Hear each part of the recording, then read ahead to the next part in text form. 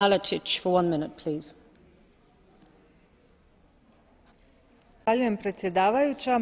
Svake godine Europska komisija objavljuje izvješće o zaštiti financijskih interesa Europske unije. Cilj je sprječavanje prijevara i poticanje dobrog financijskog upravljanja. U ovom posljednjem izvješću za 2013. godinu istaknuto je kako su se negativni financijski učinci smanjili za 17%, ali istovremeno je broj nepravilnosti i prijevara povećan.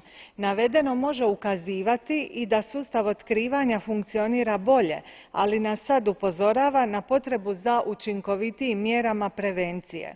Podržala sam ovo izvješće kojim se poziva na veću suradnju država članica i Europske komisije s ciljem povećanja transparentnosti i odgovornosti te suzbijanja korupcije, organiziranog kriminala, izbjegavanja plaćanja poreza i poreznih prijava kako bi se što više smanjio negativni financijski učinak prijevara i nepravilnosti.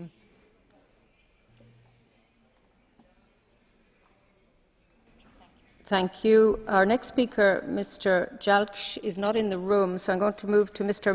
Messerschmidt, please, for 1 minute. Det er meget sjældent, jeg vil opfordre borgere sådan ude i virkeligheden til at læse de rapporter, der udgår fra EU's forskellige institutter og agenturer og hvad. Ja, hvis man skulle kaste over et institut, ja, så er det netop Court of Auditors.